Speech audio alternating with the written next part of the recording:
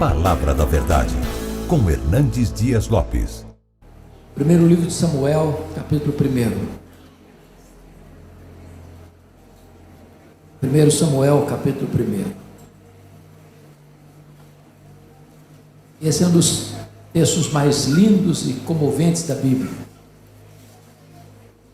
É a história de uma mulher. De uma mulher de Deus. 1 Samuel, capítulo 1. Houve um homem de Ramataim Zofim, da região montanhosa de Efraim, cujo nome era Eucana, filho de Jeroão, filho de Eliú, filho de Tou, filho de Zufi, efraimita. Tinha ele duas mulheres, uma se chamava Ana e a outra Penina. Penina tinha filhos, Ana, porém, não os tinha. Este homem subia da sua cidade de ano em ano a adorar e a sacrificar ao Senhor dos Exércitos em Siló. Estavam ali os dois filhos de Eli, Rofni e Finéias, como sacerdotes do Senhor. No dia em que Eucana oferecia o seu sacrifício, dava ele porções deste a Penina, sua mulher, e a todos os seus filhos e filhas. A Ana, porém, dava porção dupla, porque ele a amava, ainda mesmo que o Senhor a houvesse deixado estéril. A sua rival a provocava excessivamente para irritar, porquanto o Senhor lhe havia cerrado a madre. E assim o fazia ele de ano em ano. E todas as vezes que Ana subia à casa do Senhor, a outra irritava, pelo que chorava e não comia. Então Eucana, seu marido, lhe disse: Ana, por que choras? E por que não comes? E por que estás de coração triste? Não te sou eu melhor do que 10 filhos? Após terem comido e bebido em Siló, estando ali o sacerdote, assentado numa cadeira junto ao pilar do templo do Senhor, levantou-se Ana com amargura de alma, orou ao Senhor e chorou abundantemente e fez um voto dizendo: Senhor dos exércitos, se benignamente atentares para a aflição da tua serva e de mim te lembrares, da tua serva te não esqueceres, e lhe deres um filho varão, ao Senhor o darei por todos os dias da sua vida, e sobre a sua cabeça não passará navalha. Demorando-se ela no orar perante o Senhor, passou ele a observar-lhe o movimento dos lábios, porquanto Ana só no coração falava. Seus lábios se moviam, porém não se lhe ouvia voz nenhuma. Por isso ele a teve por embriagada e lhe disse: Até quando estarás tu embriagada? Aparta de ti esse vinho. Porém Ana respondeu: Não, Senhor meu, eu sou mulher atribulada de espírito. Não bebi nem vinho, nem bebida forte. Porém venho derramando a minha alma perante o Senhor. Não tenhas, pois, a tua serva por filha de Belial, porque pelo excesso da minha ansiedade e da minha aflição é que tenho falado até agora. Então lhe respondeu Eli: Vai-te em paz, e o Deus de Israel te conceda a petição que lhe fizeste. E disse ela: Acha a tua serva mercê diante de ti. Assim a mulher se foi seu caminho e comeu, e o seu semblante já não era mais triste. Levantaram-se de madrugada e adoraram perante o Senhor, e voltaram e chegaram à sua casa a Ramá. Eucana coabitou com Ana, sua mulher, e lembrando-se dela o Senhor, ela concebeu. E passado o devido tempo, teve um filho, a que chamou Samuel, pois dizia: Do Senhor o pedi. Verso 26.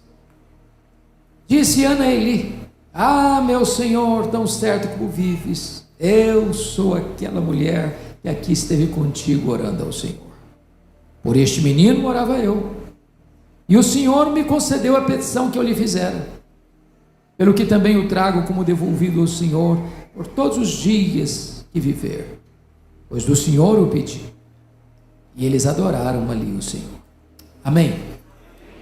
Eu quero conversar um pouco com vocês nesta noite sobre o tema: não desista de seus sonhos.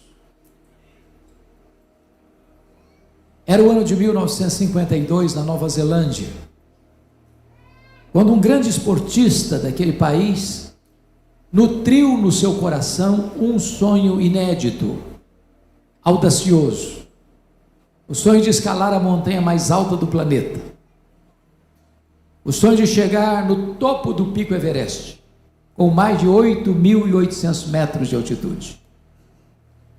Esse esportista era Edmund Hillary, e ele preparou-se para aquela grande empreitada da sua vida. Mas quando ele partiu para realizar o seu sonho, ele fracassou. Ele não conseguiu chegar. Meses depois, ele foi convidado para dar uma palestra em Londres, e ao chegar no local, percebeu que propositadamente haviam colocado uma grande gravura do Monte Everest na parede. Ao ver a gravura, ele abaixou a cabeça, dirigiu-se cabisbaixo à plataforma. Quando passaram-lhe a palavra, por um instante, ele esqueceu o seu auditório, voltou-se para a gravura e disse: Monte Everest, da primeira vez tu me derrotaste, tu não podes crescer mais, mas eu ainda estou crescendo, da próxima vez, eu te vencerei. 6 meses depois, Edmund Hillary era o primeiro homem na história da humanidade a chegar no topo do Pico Everest. E deixou para nós um legado: não desista de seus sonhos. Eu sei que vocês têm sonhos, todos nós os temos. Quem não sonha não vive. Quem desistiu de sonhar, desistiu de viver. Mas é provável que neste seleto auditório haja alguém que já perdeu os melhores sonhos da vida pelas estradas. Talvez haja alguém aqui que viu seus sonhos mais belos se transformando em pesadelos. Quem sabe haja até mesmo entre nós alguém que já desistiu de seus sonhos, alguém que já enterrou os seus sonhos e colocou no túmulo de seus sonhos uma lápide: aqui jaz os meus sonhos.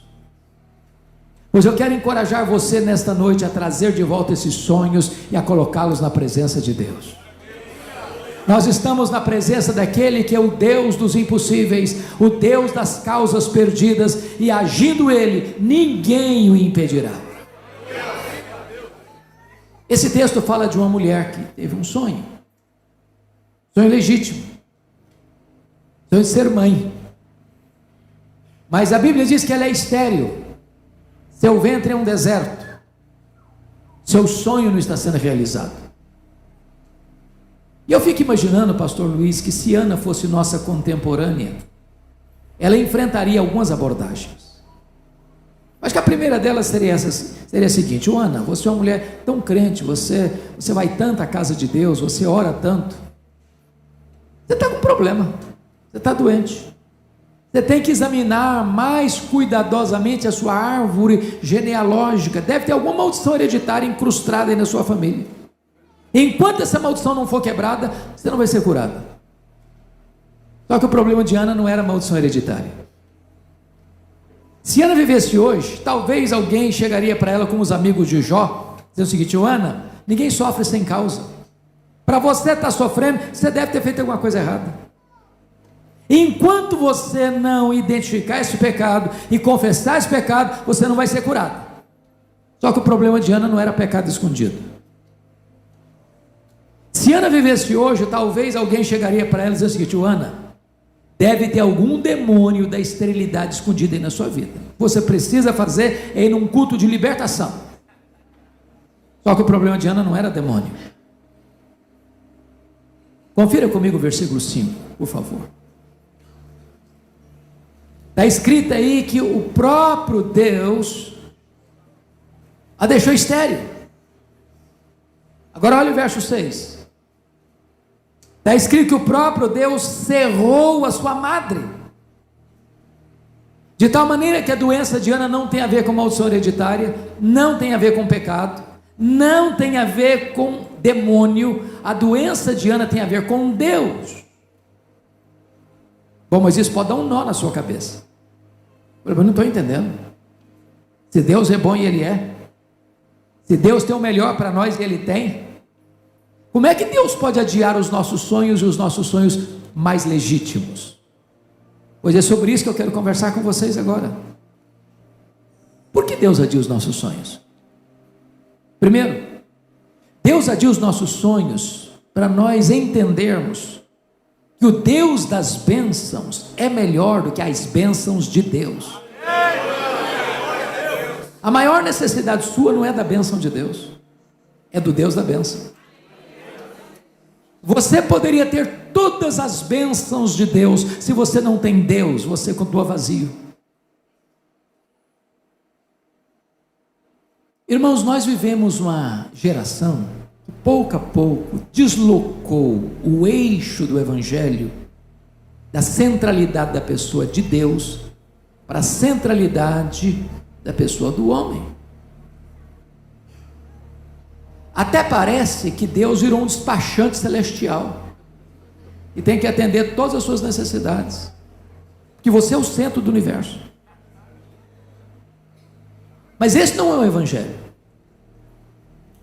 Você não é o centro do universo, Deus é.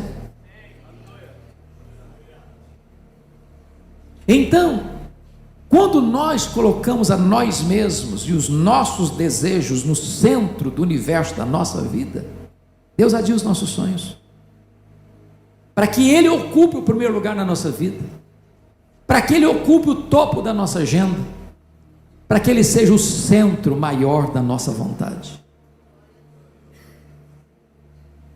Segundo lugar, por que Deus adia os nossos sonhos?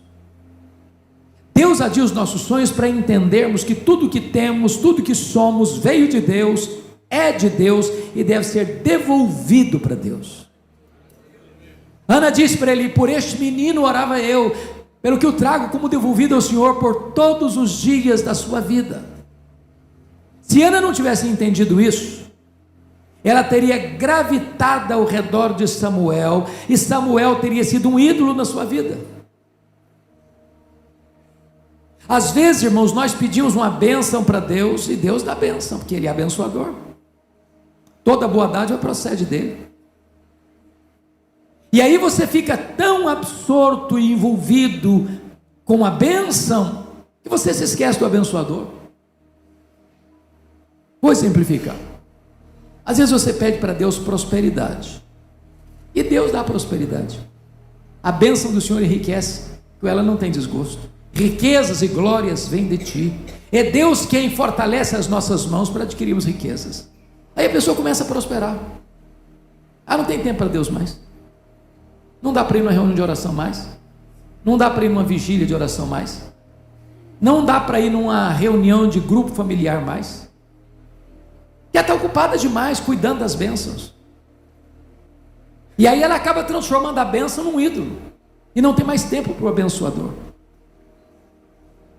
Entenda uma coisa: tudo que você tem, tudo que você é, veio de Deus, é de Deus, e deve ser consagrado de volta para Deus.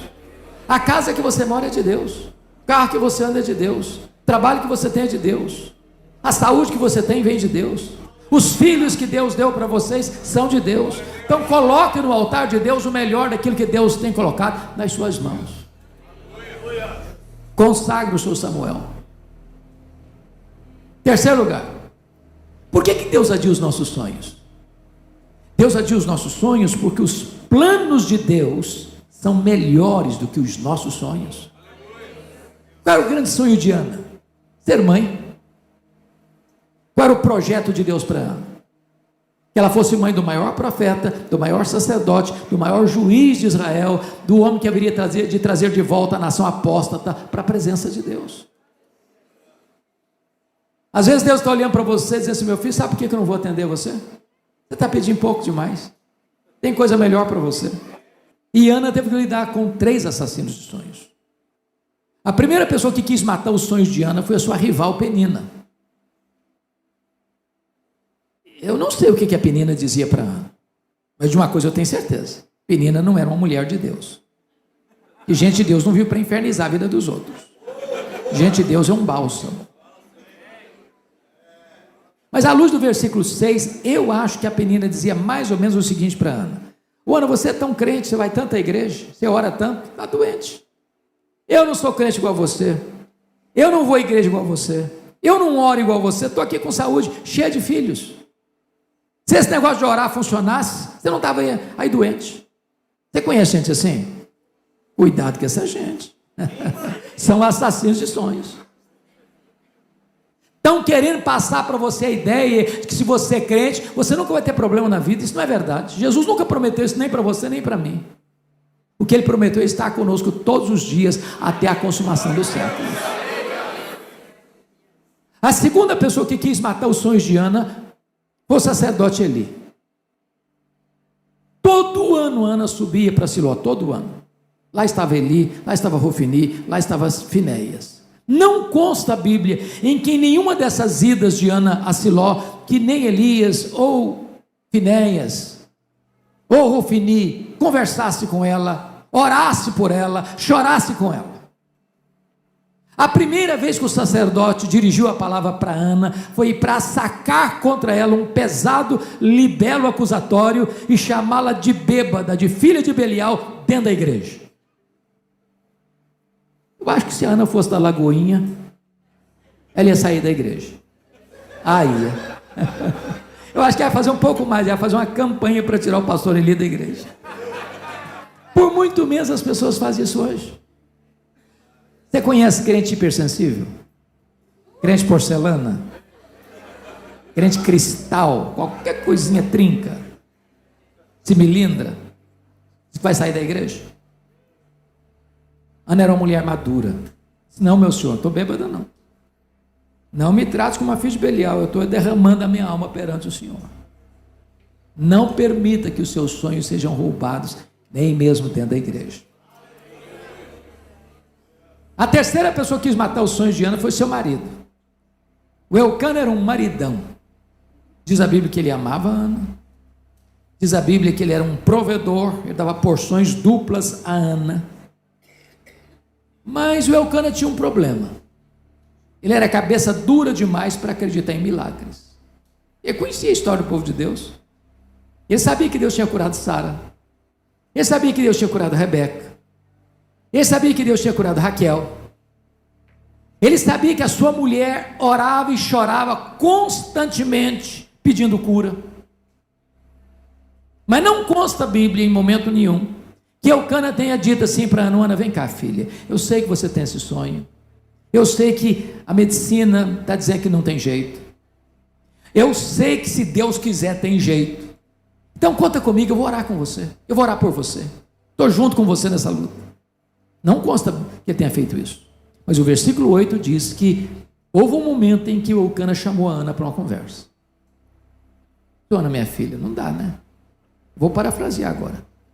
Não dá não, filha, está demais, está virando obsessão esse negócio, você está ficando doente, tem uma fixação aí, larga a mão desse sonho.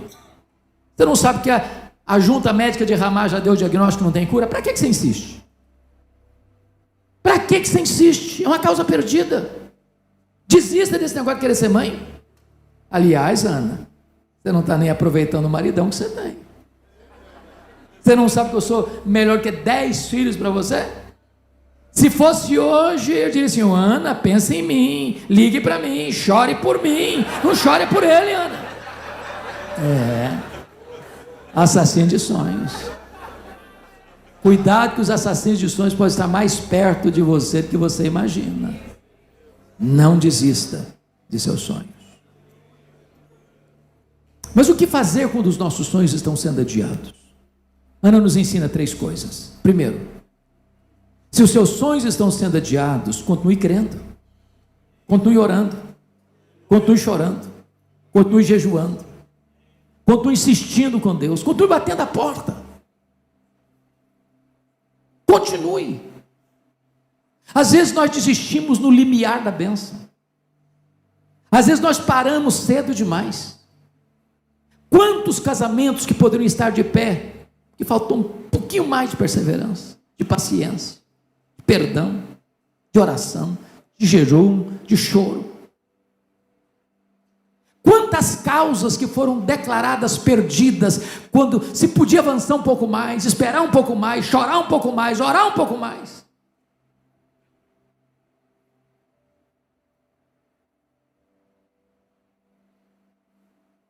Norman Vincent Peale foi um pastor metodista. E ele escreveu o seu primeiro livro, O Poder do Pensamento Positivo. Todo escritor enfrenta uma batalha enorme para publicar o seu primeiro livro. As editoras não acreditam. Eles nem olham o conteúdo. Então ele escreveu o livro, procurou uma editora, bateu de porta em porta, nenhuma editora se interessou. Ele ficou muito frustrado. Chegou em casa, jogou os rascunhos no lixo. E disse: no lixo vão ficar os meus sonhos de escritor. Dona Ruth, sua mulher, mais crente, mais otimista do que ele, como via de regra as mulheres são, pegou os rascunhos do lixo, disse: eu vou lutar pelos seus sonhos, eu creio nos seus sonhos, vou lutar por eles. Bateu em outras portas, em outras editoras, até que encontrou uma editora que se interessou pelo livro. Resultado? Esse livro já vendeu mais de 10 milhões de exemplares. Um dos maiores best-sellers da literatura cristã. Estavam no lixo. Não desista de seus sonhos. Na saga da política americana, há um homem que me encanta muito, Franklin Delano Roosevelt. Esse homem estudou em Harvard, esse homem estudou em Columbia. Esse homem entrou na política, fez uma carreira brilhante, mas ele tinha um sonho de ser presidente dos Estados Unidos da América. Com 39 anos de idade, ele sofreu poliomielite, foi para uma cadeira de rodas, paraplégico. Alguém se aproxima dele e diz: numa cadeira de rodas você nunca será presidente dos Estados Unidos. E disse: pois eu nunca vou desistir. O único homem até hoje na história americana que foi eleito e reeleito presidente dos Estados Unidos da América 4 vezes consecutivamente numa cadeira de rodas. Não desista de seus sonhos. A segunda coisa que Ana fez, irmãos, foi tomar posse das promessas da palavra de Deus. O versículo 17 diz que Eli diz para ela assim: vai em paz para a tua casa, e o Deus de Israel te conceda a petição que lhe fizeste. Olha que coisa interessante. Eu sou pastor há 40 anos, e eu já vi muita gente doente, emocionalmente, às vezes até com depressão, porque um dia escutou uma palavra atravessada do pai, da mãe, do namorado, da namorada, do noivo, da noiva, do marido, da esposa, do patrão, do professor, da professora. Aquele entrou com uma seta cheia de veneno e azedou a alma. O que eu acho curioso é que quando Eli falou aquela tolice chamando a Ana de bêbada, filha de Belial, ela não acolheu aquela palavra. Ela não hospedou aquela palavra no coração. Se alguém falar algo atravessado com você ou contra você, não acolha em nome de Jesus. Mas agora este mesmo homem que falar uma tolice, abre a boca, é um profeta de Deus. Pois vai em paz para a tua casa, e o Deus de Israel te conceda a petição que ele fizeste. Essa palavra é boa, essa palavra vem de Deus, essa palavra ela acolheu, e essa palavra trouxe libertação e cura para Ana. Notem vocês que Ana teve 2 curas bem distintas. A primeira dela foi a cura emocional, espiritual. Diz que quando ela creu nessa palavra, tomou posse dessa promessa, o rosto dela voltou a brilhar. A tristeza foi embora. A depressão foi embora. A alegria invadiu a sua alma. Mas diz a Escritura que ela desce com o seu marido a Ramá, coabita com o seu marido. Deus se lembrou dela, ela concebeu e deu à luz a um filho, a quem pôs o nome de Samuel, de tal maneira que lá em Siló ela tomou posse da promessa, mas lá em Ramá Deus curou o seu ventre. Lá em Siló ela creu, lá em Ramá o milagre aconteceu. Então você quer ter vitórias na sua vida, você quer ver seus sonhos realizados, pare de escutar os profetas do caos, pare de escutar os embaixadores da incredulidade, pare de escutar os arautos do pessimismo.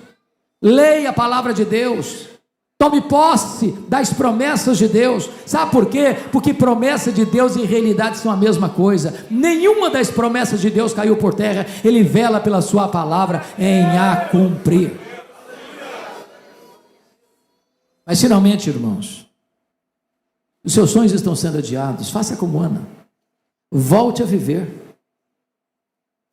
Volte às trincheiras da luta. Saia dos quartos escuros. Pare de murmurar. Pare de reclamar. Há uma verdade que todos nós aqui cremos. É que Deus é soberano.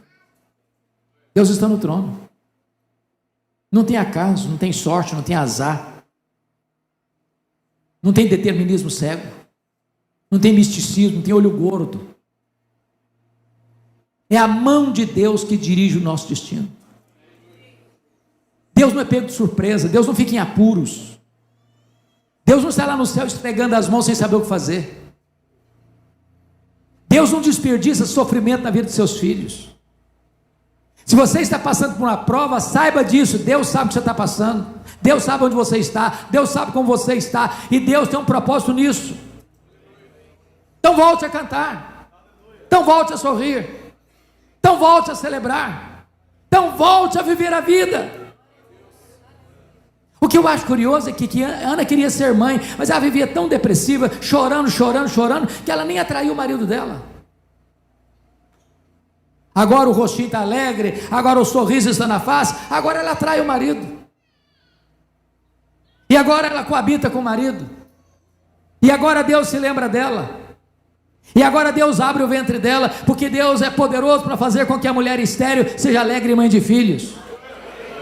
E Deus então realiza um milagre na vida dela.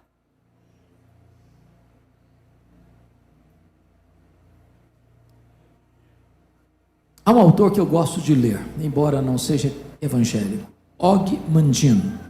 Se você nunca leu, pelo menos o maior vendedor do mundo de Og Mandino, vale a pena ler. Mas o que me impressiona na vida desse autor, desse escritor, é que aos 35 anos de idade, no seu livro autobiográfico ele conta isso, ele estava falido, bêbado, caído numa sarjeta, abandonado pela esposa, pela filha, pensando em suicídio. 10 anos depois, aos 45 anos de idade, ele estava escrevendo livros lidos e traduzidos no mundo inteiro, encorajando as pessoas a viverem com otimismo. E eu fico pensando, se um cara que não é crente consegue viver com otimismo, e nós, povo de Deus, herdeiros de Deus, que temos o nosso nome escrito no livro da vida, que podemos afirmar: este é o dia que o Senhor fez, alegremo-nos e regozijemo-nos nele. Gente, crente tem que ser animado, sabia? Crente tem que ser animado. Crente tem que começar o dia abrindo a janela e dizer: Senhor, pode ser hoje, aquele dia, aquela causa, aquela necessidade, aquele milagre que eu pode ser hoje, Senhor. E ele dá um conselho muito simples para você começar o seu dia animado. Ele diz: você quer começar o seu dia animado? Diz ele, faz o seguinte, bem de manhã, antes do café, vá lá na banca, compre o melhor jornal da sua cidade. Aqui em São Paulo tem Estadão, tem Folha, tem outros. Mas os dois mais conhecidos são Estadão e Folha. Então compra os dois para você não ficar em dúvida.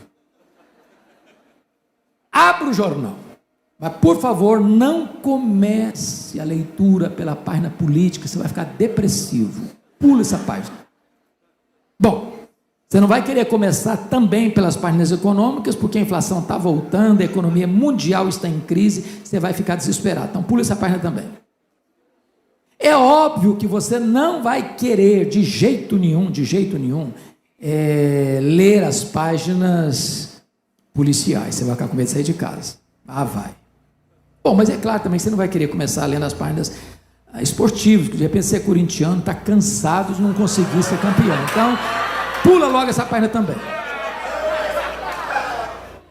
Ele diz: você quer começar o seu dia animado? Faz o seguinte, comece a leitura na página do obituário, a lista das pessoas que morreram. Só um detalhe, você tem que ler tudo. O grande, não pequeno, tu lê tudo. Quando você terminar essa leitura, você vai descobrir algo fantástico. Você vai descobrir que o seu nome não está nessa lista. Você vai descobrir que as pessoas que estão nessa lista dariam tudo para estar no seu lugar, mas elas estão mortas. Você vai descobrir que você está vivo, e se você está vivo, um milagre de Deus pode acontecer na sua vida hoje. Não desista de seus sonhos.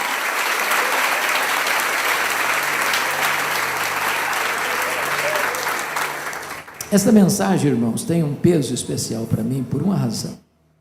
Eu sou fruto de um sonho. Meus pais moravam numa região muito pobre do interior do estado do Espírito Santo. Nos idos de 1958, não tinha estrada, não tinha carro, não tinha médicos. O primeiro médico ficava a 40 quilômetros e com uma pessoa ir lá tinha que ser transportada numa padiola, um lençol amarrado num varal e duas pessoas segurando, carregando pela trilha. A minha mãe estava grávida do seu último filho, em estado adiantado de gravidez, quando ela caiu gravemente doente e enferma. Meu pai sabia que ela não suportaria uma viagem de 40 quilômetros, uma padiola. Mandou chamar o médico, ele veio, a examinou e disse: essa mulher não vai sobreviver. Ela está muito doente, muito fraca, e a criança que está no ventre dela está em agonia de morte. Só tem duas opções: ou sacrifica a criança, ou morre a mãe e a criança. Naquele grande dilema, minha mãe tomou uma outra decisão e disse: eu não abro mão desse filho, eu não desisto desse filho, eu estou pronto a morrer com ele, a morrer por ele, mas eu não desisto dele. E naquele momento ela já era uma mulher crente, fez um voto para Deus e disse: meu Deus, se tu poupares a minha vida, se tu poupares o meu filho, eu consagro este filho para o Senhor, para que ele seja um pastor, para que ele seja um pregador da tua palavra. Deus ouviu a oração da minha mãe e eu nasci na roça. Fui calçar o meu primeiro par de sapatos com 8 anos de idade, com as mãos calejadas. Onde nós morávamos não tinha escola, a não ser escola primária. Com 8 anos de idade eu entrei na escola. Com 12 anos já tinha concluído tudo que tinha ali naquela região, 4ª série primária. Eu tinha uma vontade imensa de estudar desde que eu me entendo por gente. Na minha casa não tinha livros, tinha um dicionário velho, sujo, rasgado, e com 10 anos eu comecei a decorar aquele dicionário. Quando eu terminei a 4ª série, a minha professora que me alfabetizou estava se mudando para Vitória e me perguntou: você tem coragem de vir comigo? Eu, que nunca tinha dormido uma noite fora de casa, disse para ela: se os meus pais deixaram, eu vou. Com 12 anos eu nunca tinha visto uma lâmpada elétrica.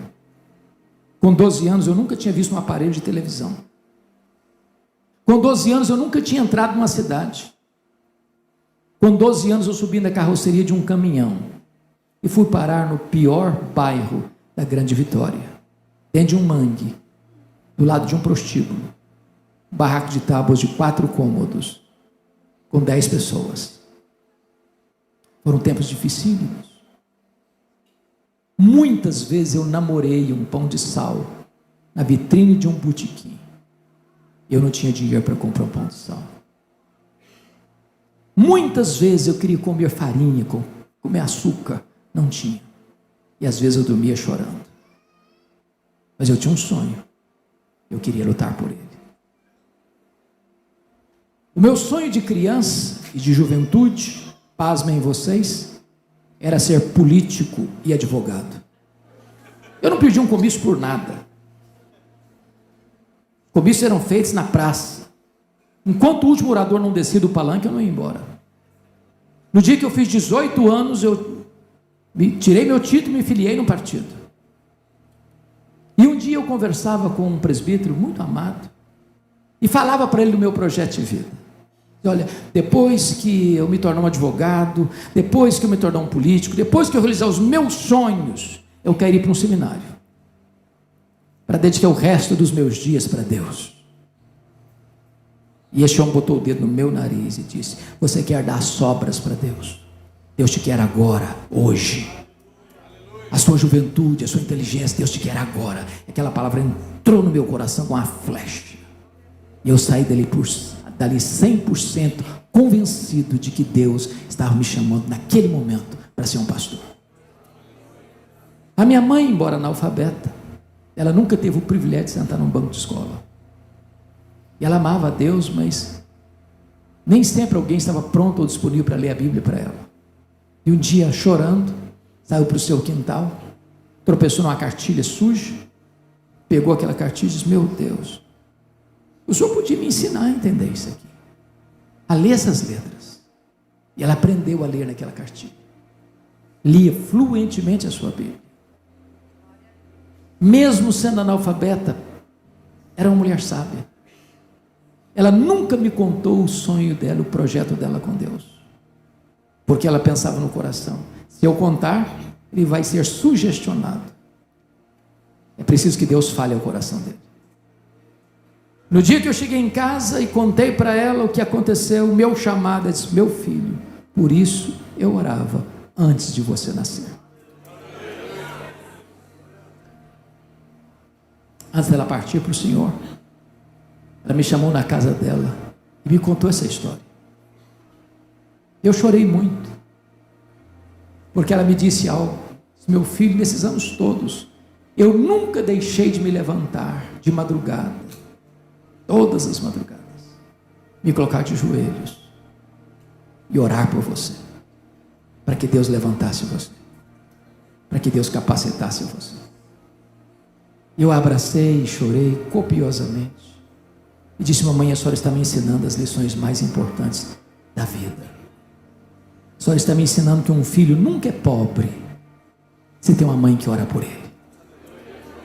A senhora está me ensinando que o importante não são os meus sonhos, mas são os planos de Deus.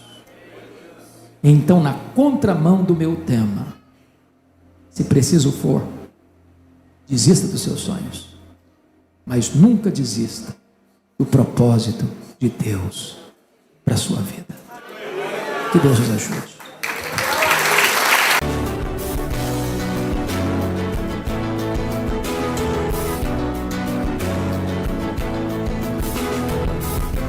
Palavra da Verdade, com Hernandes Dias Lopes.